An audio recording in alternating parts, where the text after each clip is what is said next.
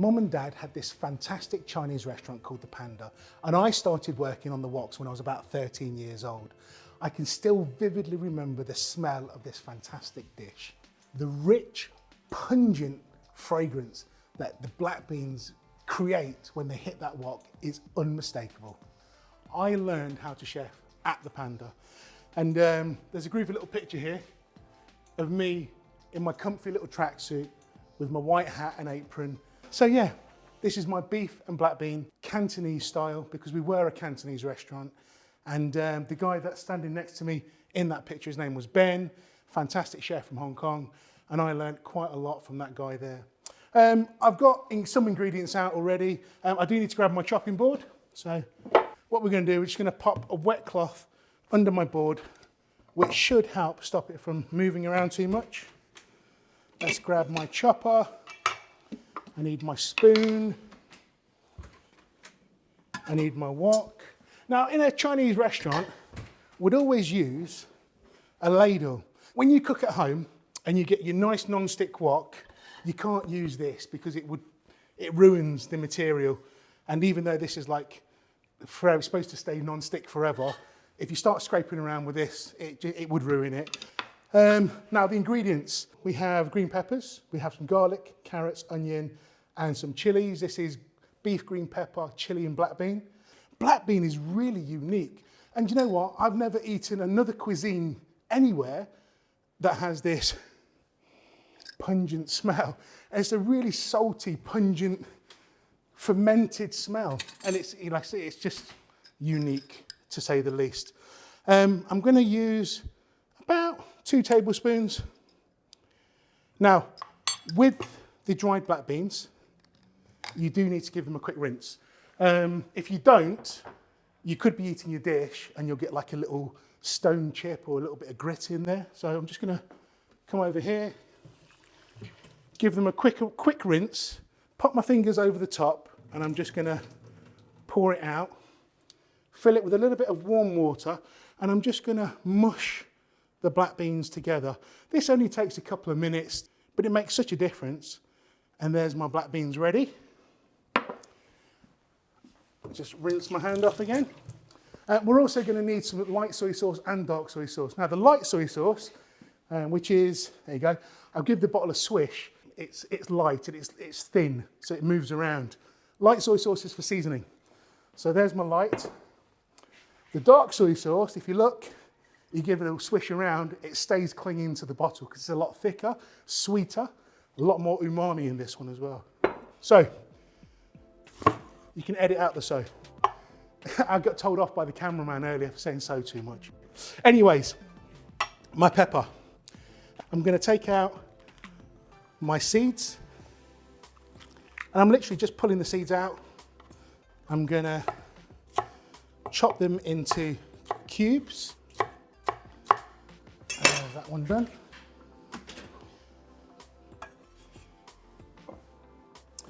Onions are chopped exactly the same way as my peppers, so they're cubes.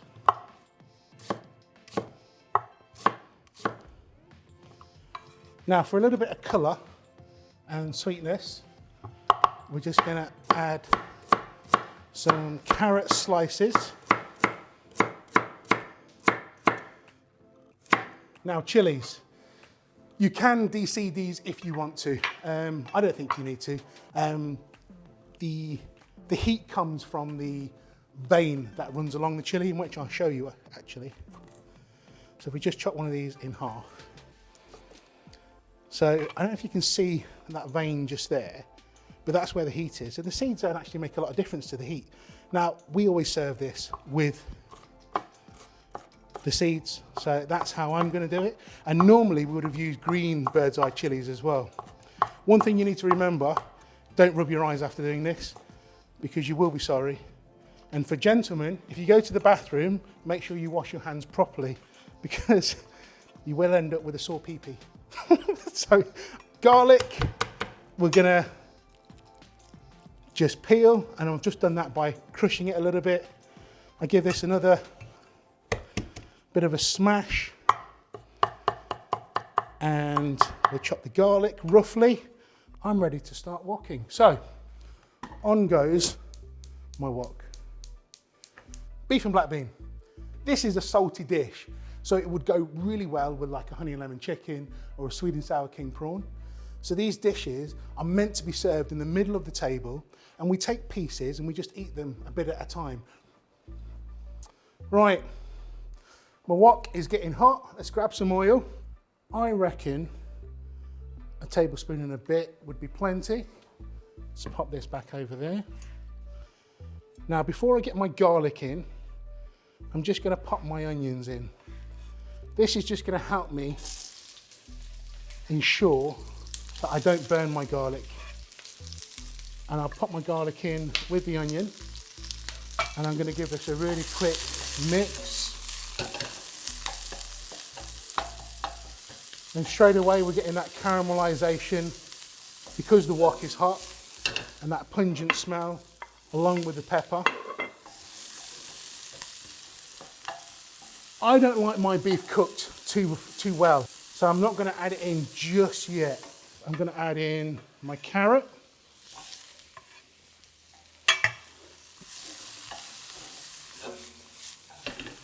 Now in goes my beef. So I'm just going to clear the bottom of the wok a little bit.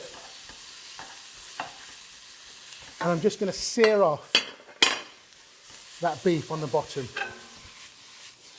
This will not take very long to cook. I've chopped the beef into really small slivers. Now for that pungent black bean. So give us another mix. I'm going to grab my black beans. You can put the liquid in, a little bit of liquid in as well. Don't need to really at this stage. And there's that familiar smell that I get. This takes me right back to the panda. The only thing missing now is the roar of the fans and the roar of the fire that's underneath. But the clanging of the pans and the hustle and bustle. Okay, chili. Now you could have got the chili in a bit earlier. This may make me cough, and I do apologise if I start coughing on camera. So I'm going to add in my chili. There's that heat. And I'm just going to cook out the rawness before I add my stock, and then we can get in with the wets. And this will make you cough and sneeze a little, so it might be a good idea when you're cooking this at home to open the windows and doors. Okay, so veggies are crunchy still. I've got to be quick. I'll get in maybe a cup of stock. Now we can go in with the seasoning. So I'm going to have a pinch of pepper, a pinch of salt, sorry, because it is a salty dish, with some sugar. And there's probably a tablespoon of sugar that's gone in this, but I am just going to balance that saltiness out. Then we need a splash of light soy sauce, and I'm going to add in about half a tablespoon, followed by about half a tablespoon again of dark soy sauce. So there's that rich brown colour that you see is so familiar with this dish.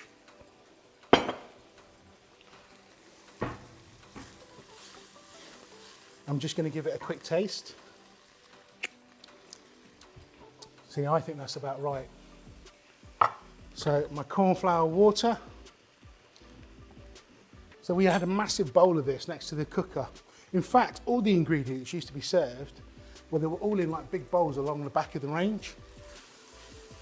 So you can just literally dip your spoon in, get a bit of this, a bit of that, and a bit of something else. Okay, remembering to stir at the same time as we add this. And I'm going to thicken the sauce just enough so it clings to each of these pieces of ingredients. And that goes off. Right then, I have made a bit of a mess. And this is it. You see how quick that was? Everything happened so quick. There's just no time to stop. And you do get a bit of a sweat on. I'm going to serve this in this lovely dish, actually. This is a hot pot dish, but it looks the part. In fact, I am going to use my Chinese ladle because I can get a big scoop of this succulent, juicy beef. And you know, there isn't a smell that even comes close to this. And this just screams Panda restaurant. 13-year-old me with my little chef hat on. Nostalgia in a bowl.